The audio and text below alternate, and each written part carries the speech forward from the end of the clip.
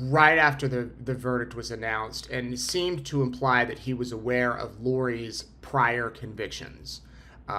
When he said he was driving home from the court and he felt sorry for her, thinking she'd be spending the next 3 lives in prison. Trina K, that was the reason number one why Lori said, I deserve a new trial, because the jurors were not supposed to know about her previous convictions. Fair point, because they weren't. However, Trina K responded and said that wasn't the only statement the juror made that day. One, the juror was ambushed with media. They referenced video from other media outlets saying that the cameras were running up to them. They were likely confused, caught off guard. Understandable. But then she said this juror also was asked, and I was there in the scrum when this happened, were any of you folks aware that this woman had already been convicted of 3 homicides? And juror 15 responded, no, I did not. Meaning he didn't know. He goes on to say that this juror did another interview where he was asked repeatedly and stated repeatedly that when he was in the jury room, he started Googling Lori Vallow. He spoke with the Hidden True Crime podcast, and said that when he was in that room, that's when he started to Google Lori Vallow and was asked. And so it sounds like before he even walked outside, the juror had Googled it and knew. Basically, Trina K says, no juror misconduct there. He's fine. That reason should be dismissed. Daybell also raised concerns and was upset that statements that Tylee made and Alex Cox, her brother, made to police right after Charles Vallow was shot were not admitted into court. They weren't admitted because they were hearsay, because those two were not alive to authenticate that they said those words. They couldn't take the stand as witnesses. Trina K wrote, there's no exception that permits their admission. The defendant never established a foundation that any statements made by Alex or Tylee hours after the shooting were admissible under any of the Arizona rules of evidence. The testimony of Alex Cox and Tylee Ryan were appropriately precluded or excluded as hearsay. Statement number 2, knocked out. Or responded to. Trina K then responded to allegations that she committed a discovery violation by not turning over a hard drive with Charles Vallow's cell phone info to the defense until the middle of the trial. Remember, that was an issue that came up. Lori's team couldn't get into to evaluate the data, and it went back and forth, and ultimately Trina K noted that the judge, Boreski, told Lori, do you want a continuance? We can delay your trial if you need more time to evaluate all this evidence. And Lori said no. Quote, the defendant advised she wanted to proceed with trial and said, instead of seeking a continuance, to allow her expert time to review the victim's cell phone.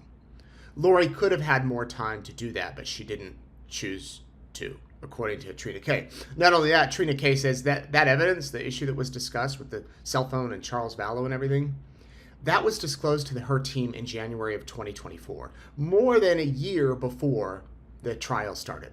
So the issue of timing, Trina K says, isn't an issue. There was no, issue with the evidence. Daybell accused Trina K of committing prosecutorial misconduct by giving false statements during her closing argument. K responded to Daybell and said, excuse me, I gotta wipe my nose. I don't have a tissue nearby. I'll wash my hands, I promise. K responded that Daybell, quote, intentionally mischaracterized one sentence from her entire closing argument. The state I'm quoting here, the state made argument to the jury regarding the defendant's demeanor on the day of the shooting. The witness described the defendant as chatty, nonchalant, and unaffected by her brother allegedly being struck with a baseball bat, her husband lying dead in the house, and her children no longer having a father. Trina K stressed Lori was nonchalant during all of this. The defendant's demeanor with law enforcement the day of the murder was in complete opposition to the defendant's demeanor during opening statements, when she was crying in front of the jury. So, Trina K responds to that allegation from Lori. Another reason that Daybell said that she deserved the new trial was because Boreski struck 2 of her proposed witnesses, me and Brandon Boudreau. Do you remember that this was an issue at the beginning of the trial, that Lori wanted to call me as a witness? Boreski, I had my attorney go up and say that I shouldn't be a witness. I prepared a document. Boreski told Lori, I'm going to strike me from the witness list. But if it comes up later in the trial that there is a valid reason why Nate Eaton needs to testify, I will reconsider it. Same with Brandon Boudreaux. He was excluded from the list without prejudice, meaning if Lori Vallow Daybell made a valid argument that she should be called to testify, the judge would consider it. Well, Lori ended up not calling any witnesses, and our names were never brought up again until this motion, when Lori's saying that the judge unfairly excluded us from the lists.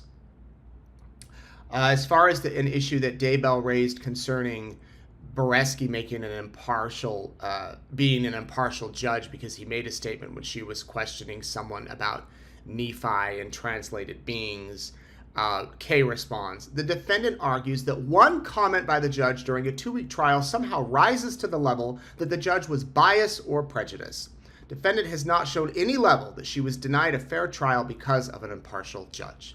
So that is a brief 3-minute synopsis of Lori's filing, the response to Lori's filing from Trina Kay. The judge, I expect, will rule on this. He might hear an oral argument. It's up to him. What we do know is that next week on the 14th, there is a pre-trial hearing before the trial starts. And just can't believe it. We're already to trial number 2. Trial number 4, really. Trial number 2 in Arizona. So we'll see if the judge responds in writing to her request, denying it or approving it. If he approves it, we'll obviously have one more trial. I don't personally expect that, but I could be wrong, and I'll tell you if I'm wrong. And then the hearing set for next week, we'll discuss maybe some other motions. So we will have that for you next week on the 14th, next Wednesday. It won't be live. The judge has put in a delay. As soon as we can get the video from our friends in Phoenix, we will have that for you. And then we will do a Courtroom Insider next Wednesday, not Thursday. So join me next Wednesday night at 8 o'clock Mountain Time, and we will have Courtroom Insider. Let's talk Kohberger for a second. The latest news in Bryan Kohberger case, I posted on my Facebook page earlier today, is that the judge is allowing his family to come into the trial. They can stay as long as they want. They can come one day, the whole time. It's up to them, even though they might be called as witnesses. You know that this has been an issue with witnesses, that if you're on the witness list, you're not supposed to be in the courtroom until you testify, because they don't want your testimony to be tainted by other witnesses. Well, the judge has said that they will be allowed in. They can be in there even if they do have to testify. That's basically a summary of a 3-page order allowing them in. Also, he filed another order saying that there had been an earlier hearing Monday, which was sealed to the public to address Kohberger's mental health evaluation. The prosecutors are not allowed to conduct personality testing, but it sounds like there will be quite a bit of discussion during this trial about Kohberger's personality and mental health. The defense has already raised up an issue that he's autistic and that should have got the death penalty struck because he's on the autism spectrum. The judge denied that, and there have been many motions filed about his mental health.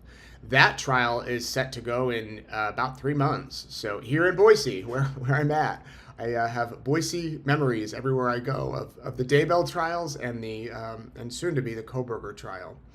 Okay, with that, I want to jump into our interview with Monique Smith.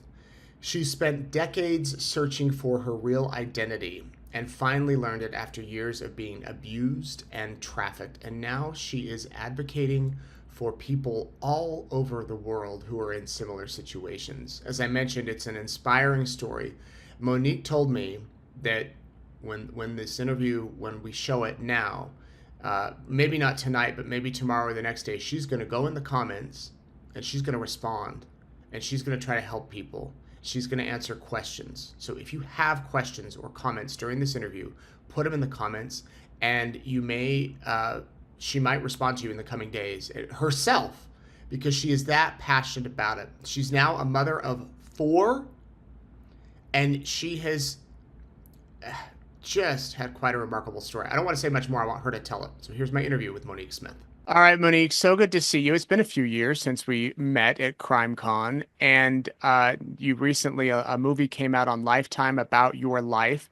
let's just, I guess, start from the beginning. For those people that aren't familiar with your story, tell me it. Let's go back to the start. Okay, so at the assumed age of 28, I discovered a tragic incident that had happened in my life, that my identity wasn't my identity. So, in the correct mindset, I just assumed that I had very horrible family members, and you hear the stories all the time.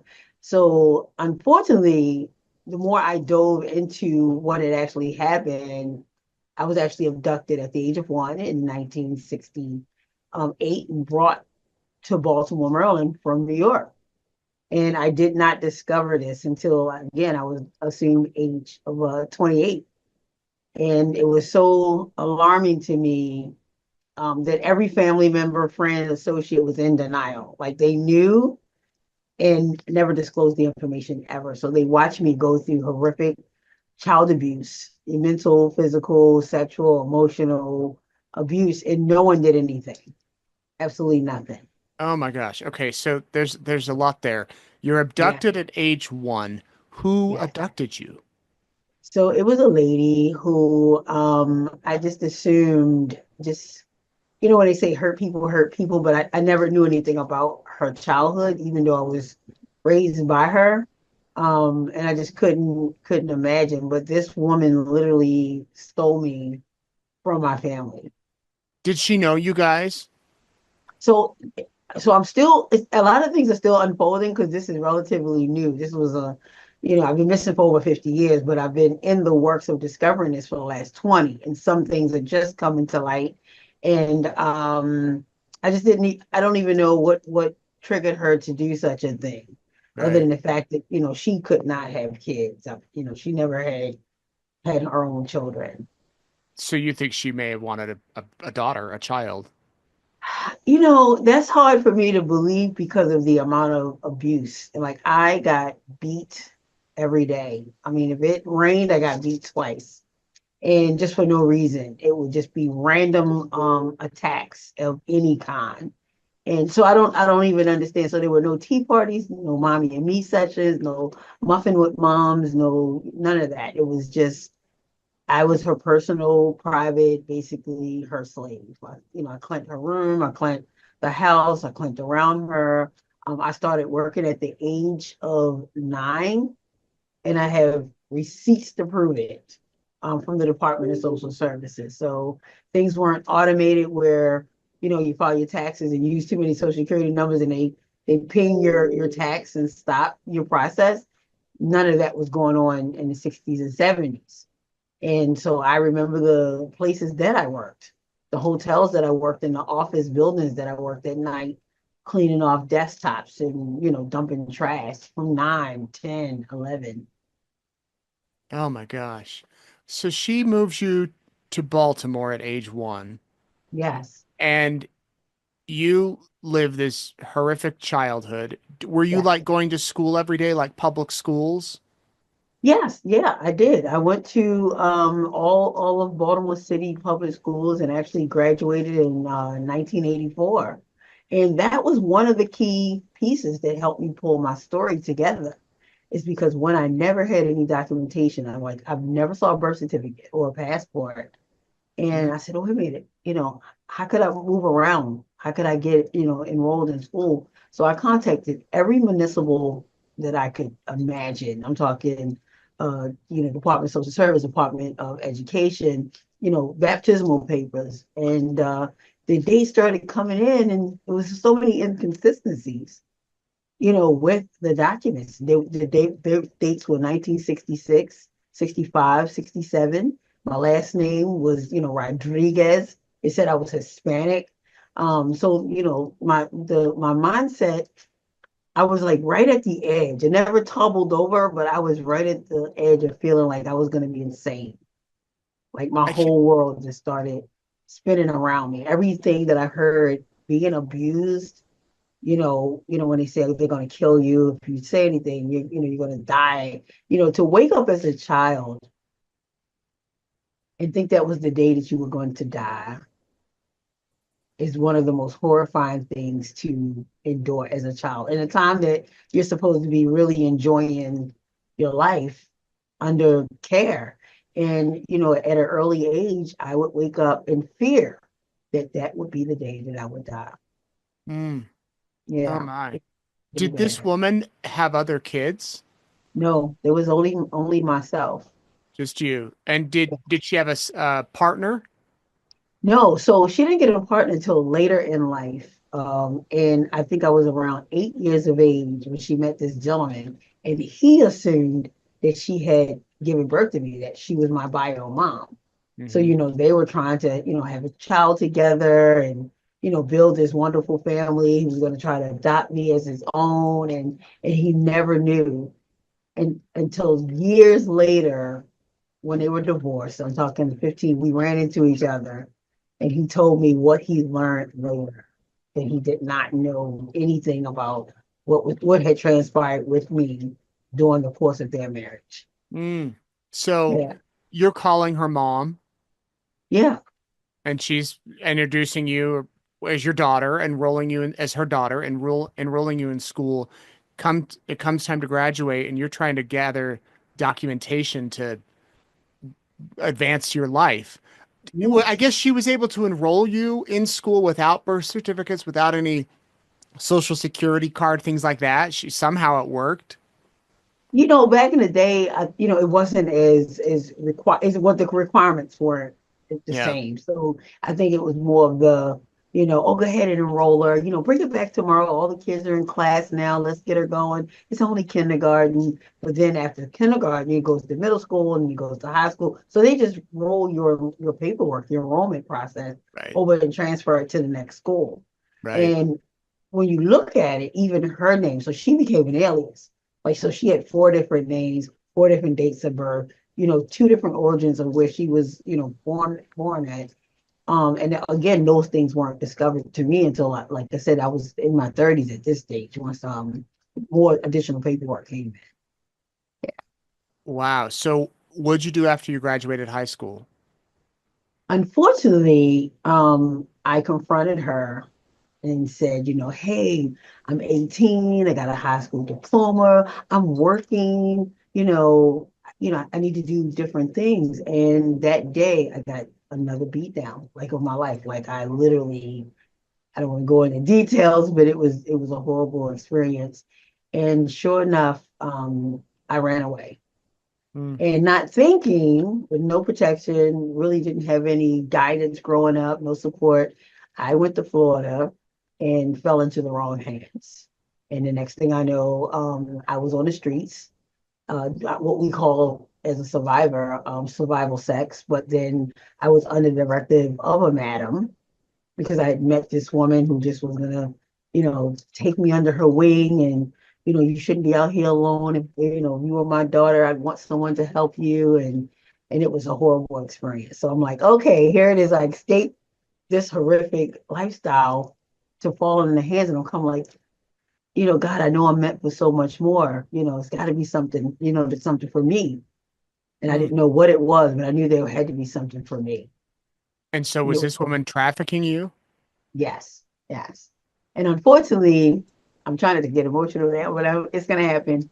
Unfortunately, I befriended this woman. She was everything that this other woman wasn't. She was nurturing in a conversation and happened relatively fast. And, oh, you're so attractive. You're going to get off the bus. I see this happen to these young girls all the time. And, they're going to snatch you up and you're going to be out here and they're going to beat you down. And so that fear, and I'm thinking this is a safe space.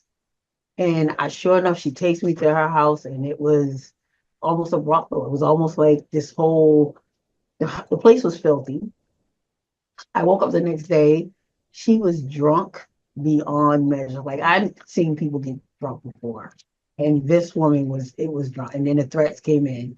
She had taken my money. She had indicated that I was going to work immediately, like that same day, go to work out the streets, and then bring all the money back with her. And I just left that environment because Mm. at the age of 18, I was working and I had to bring my paycheck back every single day. I mean, I'm sorry, every single week, every single time. and she would just give me enough bus fare to get back to work. And this is the exact same thing that this woman did. She would just give me just enough money to get out, get donned up for the streets and work. Oh my. So Yeah. how long were you in Florida? I was in it. I was too long. It was a couple of years. It was a couple of years, and I had to. I'm not gonna say I had to escape in a manner that was life threatening, and it was to me, it was my life or his life at the time. Right. So I had to make a choice, but no one's life was taken. So that was a good part. But it was right at that brink that if I didn't get out right then and there, I may not be here having this conversation with you. Wow. Yeah. What'd you do then? Well, I came back to Baltimore, Maryland because it was familiarity. Like I just, felt comfortable. I graduated high school and, I knew one or two people. I had a relationship with my grandmother, whom I thought, would be a great opportunity in a safe space to go back to her. Unbeknownst to me, the minute that I got there and knocked on the door, her daughter, who was the one who abducted me, and I didn't know this at the time. I'm still assuming that this woman is my mother. Mm. So when I arrived to my grandmother's house, and I didn't tell her I was coming, I just showed back up, and it just kind of all started all over again. Oh, you were out in the street, you couldn't survive, now you're back. Think that again, it's going to start back over. Like we almost picked up where years had passed, and she was talking to me like we were going to pick back up where she left off. Yeah, Wow. yeah. Okay, so you're what, mid-20s at that point? Yeah, yeah. I mean, I was closer to like 23. I was closer to Okay. 20. Yeah, I was close to 23. So it Eh, was just really hard. I think the most devastating part was too is that, I was sexually assaulted by too many people in her family. And one of the men was staying at the house with her mom. So, me moving back in, it was just like, and of course, I'm in the same situation, no place to go, absolutely no money. It's like, what do you do, in this kind of environment? And when people always say to victims, when they say, why didn't leave? Or, why did you stay if it was so bad? Each case is different. I've learned because of the advocacy work that I've been doing over the last 20 years. You're paralyzed. You're going through a thought process. You're looking for like your next move if you can move. So that my choice at the time was, I'm in Baltimore City. Do I want to go live on the streets? right. Yeah, So if you don't have money, if you don't have resources, right, where are you going to go and how are you going to get there? right. And I didn't want to continue what I was doing in Florida. Right. That was to me, I left it. I walked into that there, I walked out of there and it should have stayed there. So yeah, did it cross my mind to do that once I got back? Yes, it did. But fortunately for me, I was able to find employment.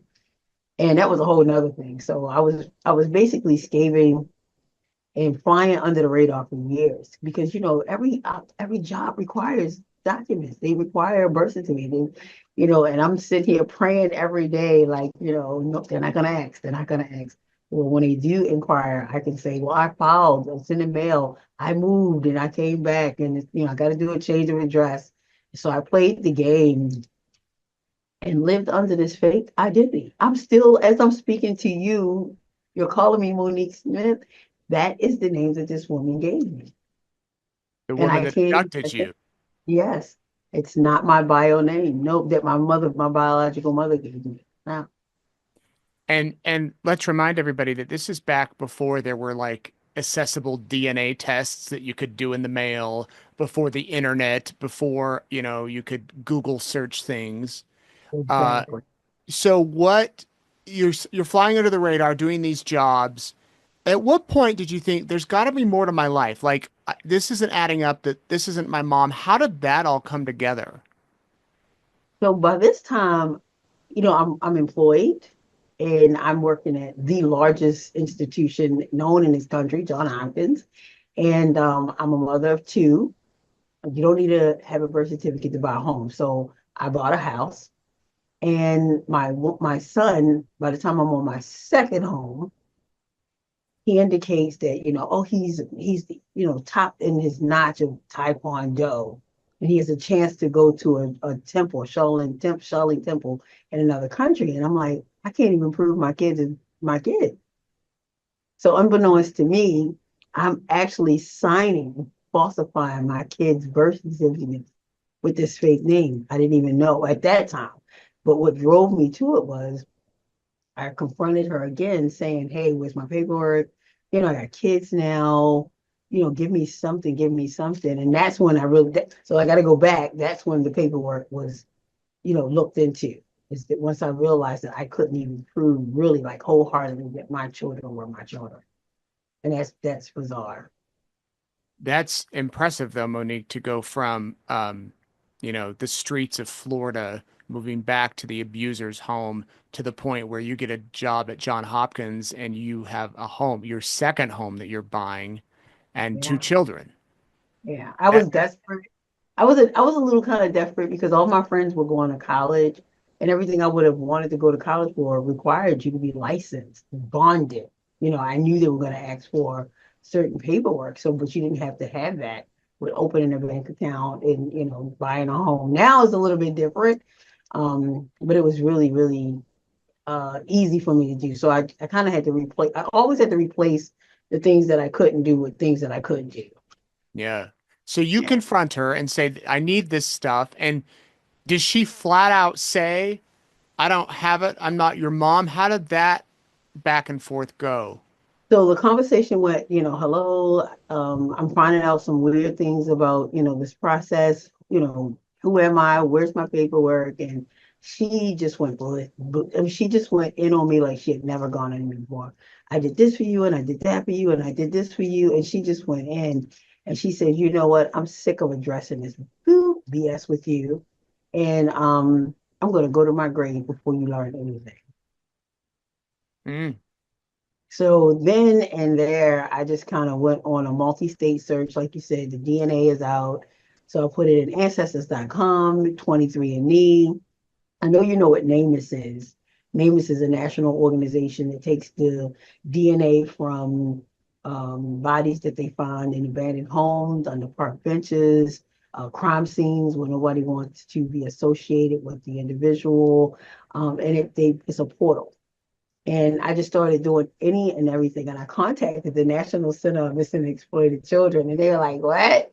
I said, I'm a missing kid. And it was like, ma'am, we don't understand what you're saying. I said, well, you find children. And I think this lady who raised me stole me from somewhere. Like all the paperwork is bizarre. And I'm hearing these comments from our family members like, you're not my niece anyway, and she's not your mother anyway. And something's going on. It took them 2 years. But I'm actually missing child number 1201298 on a national registry of missing and exploited children. So to me, I was making grounds, but I wasn't getting anywhere because I kept searching for Mon'nique Smith. Mon'nique Smith. I'm all over New York and Chicago. I'm all over the place. Filling out applications, trying to get for Mon'nique Smith. It didn't dawn on me until my mid-30s that I was looking for paperwork on a person that was a fake person. It was an alias. And it just I can't even didn't dawn on me. imagine that. I can't even imagine like where you would start and who you would contact. And I mean, you don't know really who you are, like, on paper, on documents. So On where document. did that search lead? Well, it led me to after the National Center of Missing Exploited Children. I, did the DNA. There were no hits at that whatsoever. Two things that the National Center of Missing Exploited Children does, as well as another agency, is that they take your information, obviously, and they store it in a database. And then on the anniversary of you submitting the information, any loved one that you're looking for, they put it in a portal. So mine would have been African American, female, age, range of 1 2 3 at the time, and still there was no pain whatsoever. So I left no stone unturned. So I started going to the Salvation Army, who's been around since the early 1800s, who specializes in homeless people, human trafficking, and missing children. And they worked with me for an extended period of time, and they said, you know, you're Jane Doe, you're a living Jane Doe, and that's where the name came from, the longest living Jane Doe. Um, was coined by them for me, and it was just really sad. And I have a letter from them saying that you would never be identified. Hmm. Yeah, and that was in the 80s, like 1986. Yeah, it was. I mean, not 86. I'm sorry, in 1986. It was just horrible to know that I had went through every single program, adoption agencies, foster care, the FBI. The FBI even told me that it was like, how do we know you're not an illegal immigrant trying to obtain, a new identity? The CIA said, how do we know that you're not a criminal trying to start a new life over? Like, so doors were shutting in my face. And I wasn't disappointed or mad. It was just, it made sense because I was like that very first case that Right. anyone had heard of. Just like with the National Assembly of Exploited Children, you normally get a loved one that's asking for help to find, but not me. And I'm like, listen, all missing kids aren't dead. There's a family out there somewhere that's looking for a baby girl, and it's me. I just said, I'm missing, but I'm all grown up now. Like I'm all grown up, so it kind of opened the eyes because it's only been maybe like one other case other than my case that this happened around. And so it was starting to bring awareness to detectives.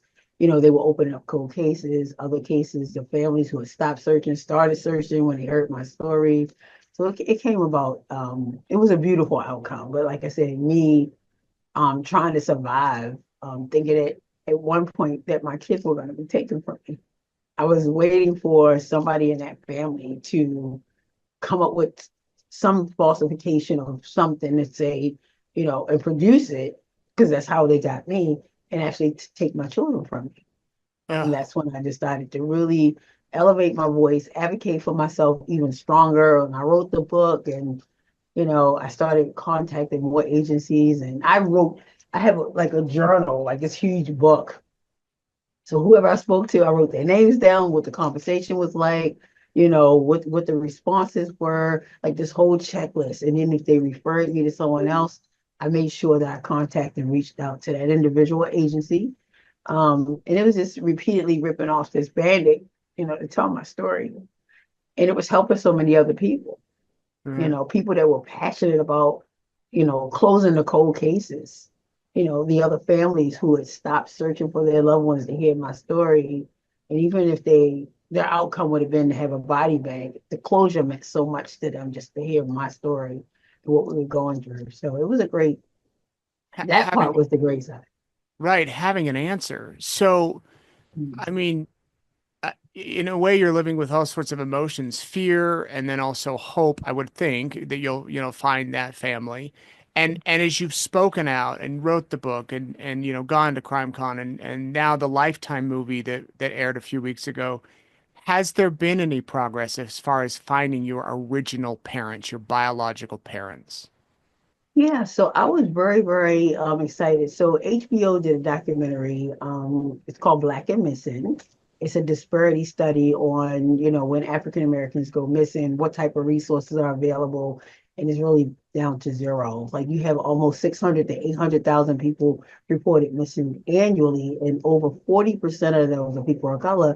But just to get some closure and some processes done, it's still a very difficult thing. It's a really difficult thing. I just lost my train of thought, so I apologize That's okay. when I was thinking about the work. But yeah, what's moving the needle forward for me is just to be able to use my story. This is my assignment, and it's really been hard for me.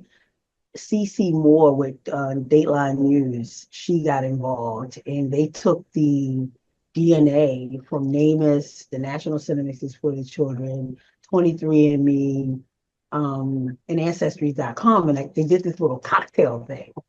And they actually went back um, and found my great great grandparents to my grandparents down to my parents.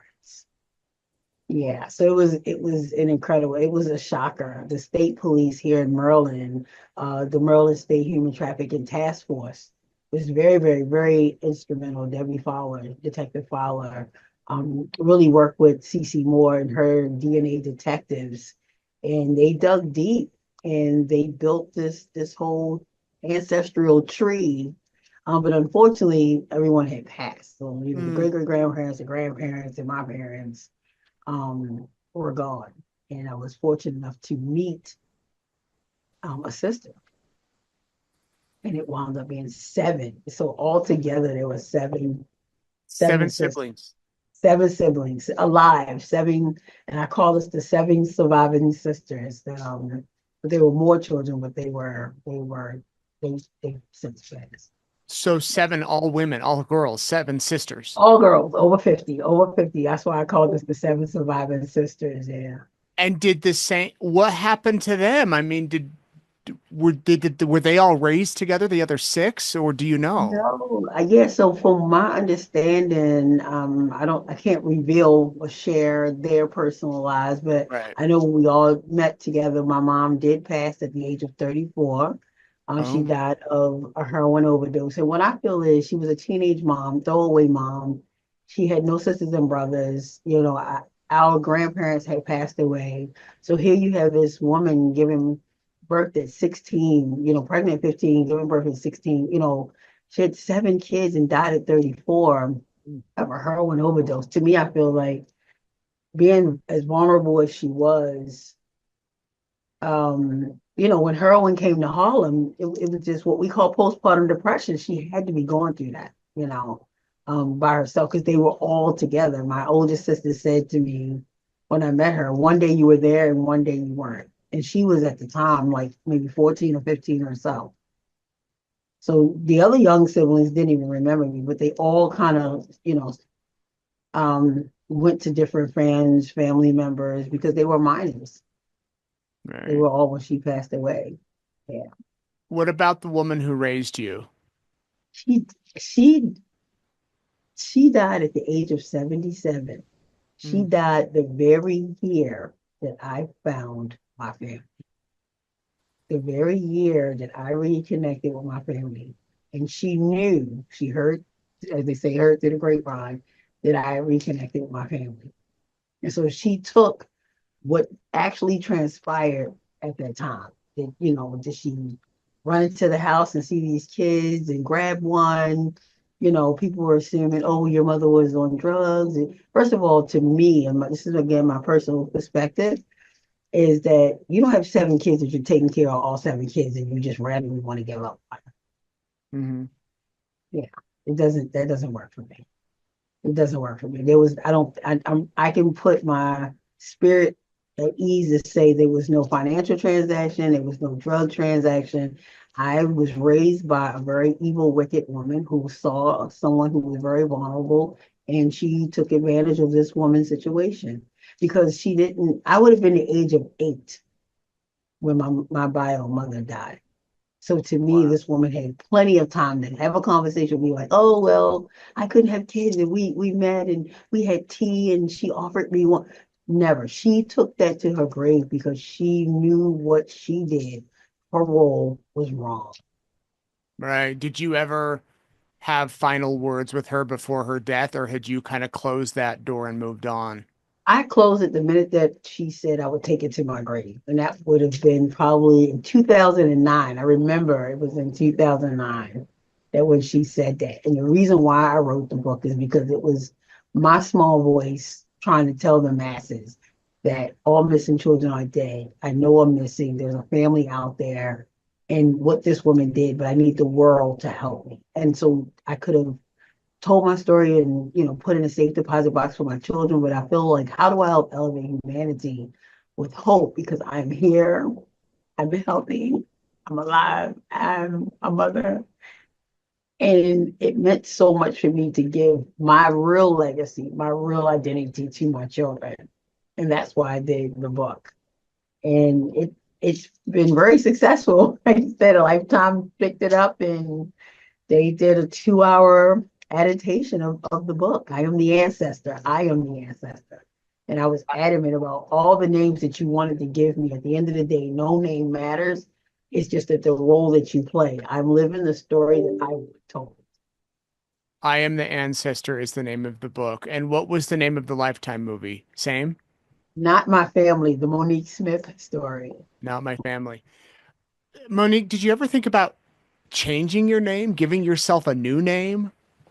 Well, I was very fortunate that the local media here in Baltimore, Maryland, investigative reporter had heard the story before Lifetime. They heard the story and they were fascinated. And they said, this doesn't make sense that no one has ever helped you.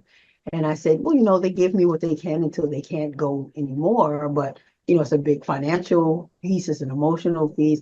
And he said, no, I'm going to help you. I'm going to help you. And sure, lo and behold, the municipals in New York with the help of C.C. Moore and those guys, actually had to find the birth certificate.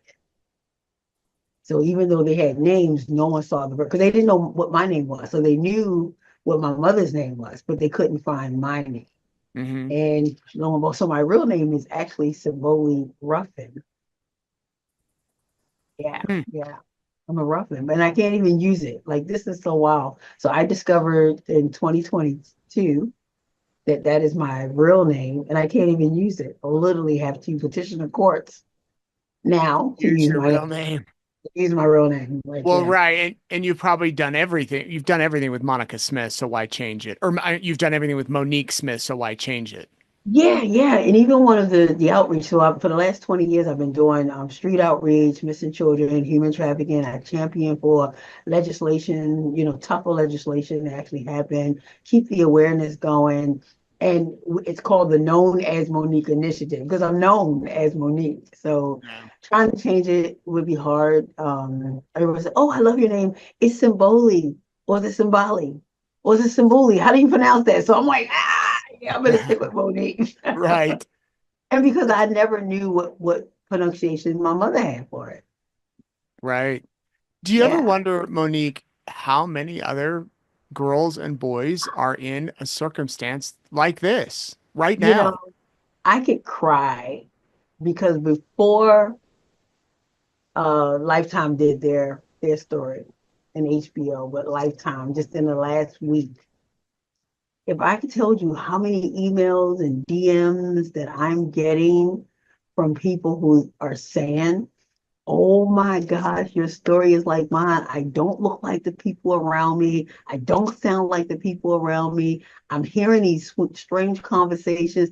I think that, I was stolen. I think I was abducted. I think I'm missing." And it's so sad to think that there are thousands of kids. Maybe they were treated well. They had no reason to go and search. They weren't abused mentally, physically, sexually. Like they lived a good life. Parents were sending them to college. They're on the will to receive the full inheritance. Um, I believe that a lot, and some people just aren't interested in looking. Just they have the same right as foster care kids or kids that are adopted. But would you, if it tugged at your spirit and your soul long enough, would you go back and check? Right. Yeah.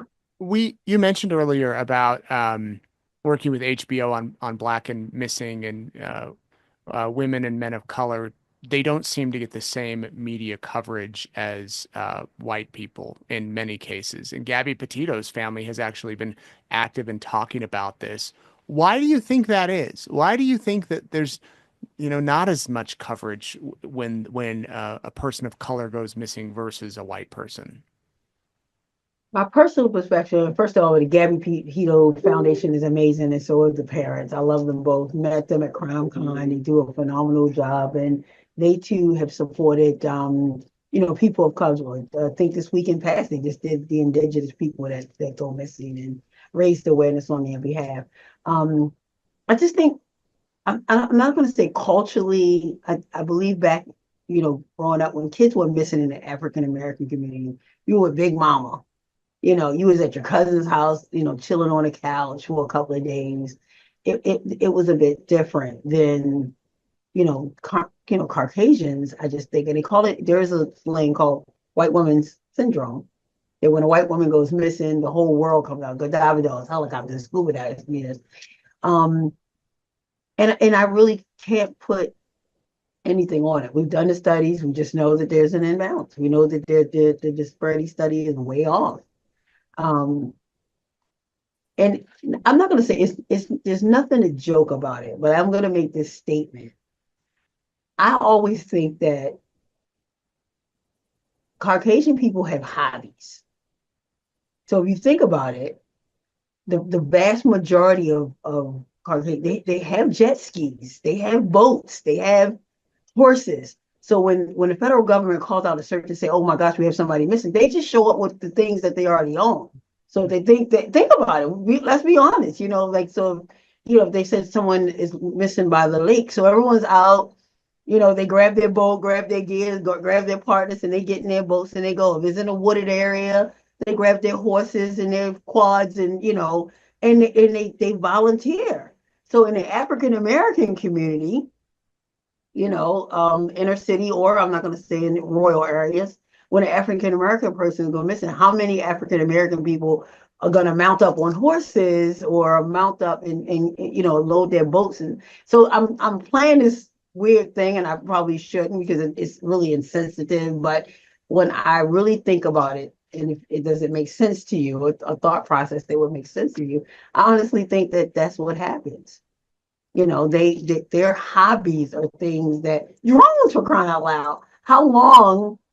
Drones are really coming out about like now, but drones were out for forever.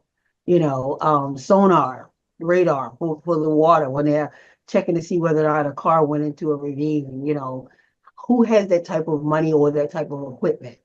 And unfortunately, in the DMV area, when someone goes missing, there's only 3 scuba divers that actually volunteer from Virginia Mm, that comes out. yeah. So For those watching, DMV is DC, Maryland, Virginia, and I lived in Virginia for 6 years. My wife's from there, so different in different areas for sure. Versus here in rural Idaho, you're right. People show up with their horses, their ATVs. They're there. They want to help. They want children to be Now, found. African American, we do show up. Don't get me wrong. We do show up. We just don't have, we don't show up equipped Yeah. as our counterparties actually show up. So we do participate in the searches. We, do come out with the water bottles, the tables and set up and do the whole logistical, like, okay, here are the areas we're going to touch base and work with the law enforcement. So we do show up. But what I'm saying is it just looks more involved with people who are bringing out their personal items. Yeah. Monique, the name of the book is I Am the Ancestor. You talked about how you want your children to be your legacy. So how are your kids? Oh, they're amazing. So I have I have 4 amazing kids. I have my oldest daughter, 2 sons, and then my baby girl who's about to graduate from college. Both my boys served in the Marines. One did 4 years, the other one did 6 years. And it was challenging raising them, but I wanted to be open and transparent. I needed to do that quick separation at the minute that I knew what was happening. I had to start separating them slowly but surely from the family because they built a bond. Like they didn't know, I didn't know. So here it is, I'm exposing this woman as grandma. And I'm again thinking that I just had the mean mother, because I hear my friends in school like, oh, my mother's a so oh yeah, my mother's a she took my phone. I got curfew. My mother's a, and I'm like, yeah, me too, me too. So they're at an age now, 35 and 20, like they're getting the whole, we understand. But they did have to go through that transition to in detachment. Like, well, they were so mean. Why'd you bring me around them? So I had to go through that process, Yeah. and I recommend that with every family, regardless of your circumstances, is to talk to your kids, about everything that's happening in your life. Be as open and transparent as possible. Do you ever wonder, Monique, if, there's some sort of purpose in all of this for you? I definitely know, and I know God gave me this assignment. I'm very proud of it. Being a pioneer, you don't want to be a little kid. You only wishes to grow up and say I'm a missing person. Like I've been ridiculed, I've been victim shamed. I have been charged extra to work with entities to help share my story because they felt it was unbelievable and they didn't want to be associated with it. So to push through, still the wounds of helping has been the assignment that I feel that God has given me, like to never give up hope. And when they say trust the process, it's more than trusting it. You gotta believe it. And I believe that when God first told me as a child that I was meant for so much more, that all I had to do is keep going for it. That other saying, use what you have to get what you want. Well, I had hope and I believed in it. And I didn't have money, but I had hope and I believed wholeheartedly. And that's why I poured into myself like a river. And look, I've been blessed with so many opportunities. And it's really weird to take on such an assignment. And I'm the only one, like when they say you're chosen, but again, even today it's a battle. It's a battle today. What a story. What an incredible story, Monique. Is there anything that you want to add? No, I'm grateful. I do want to tell people, well, I shouldn't say no and I go yes, but listen, if you feel that you want something, go after it, and you don't do the pity party role. And my mom didn't help me, my family ain't there, my friend. I did it with no mother, no father, no sister, no brothers, no aunts, no like if you have to do it on your own and champion your life for you, do it. Do it and stand proud. So you go from, I did it by myself to I did it by myself. Yeah. Yeah. Awesome. Monique, thank you. Huge thanks to Monique for sharing such an inspiring story. You can learn more about her and pick up her book, I Am the Ancestor, and I imagine we'll be hearing more from her in the coming days. She mentioned CrimeCon. That's where we met years ago. If you want to go to CrimeCon, there's still tickets. It's in Denver this year, the first weekend of September. I think the 5th, 6th, and 7th, or 6th, 7th, 8th, something like that. You can use the promo code EATON, EATON, and get 10% off a standard badge. I don't get paid for that. I don't get any commissions, nothing like that. But you can use that code and you can get a discount. And come and see me. I'll be there presenting a couple of sessions that haven't been announced yet. But I'm so excited. I'm really excited about them. And I can tell you there'll probably be a Daybell related one. Can't go into much more, but there'll be some discussion about Daybell. There'll be so many other people. I think they're going to be announcing the speakers in the coming weeks. So check it out. Eaton, EATON, is the standard promo code, or the promo code to get you 10% off a standard badge. Use that at checkout. You can learn more at CrimeCon's website. You can also follow me on social media. I'm all over the place. X, Twitter/X, Facebook, Instagram, YouTube, East Idaho News. All over the place. And yeah, I just want to thank you for watching. Next week, we'll be back with Courtroom Insider again on Wednesday night after Lori Vallow's hearing. We'll have the video on the East Idaho News YouTube channel on Wednesday morning as soon as that hearing's, as soon as we're allowed to show it to you, I should say. And I'm going to head back to Idaho Falls. More news to do in Idaho Falls. Thanks for watching Courtroom Insider. Have a good night.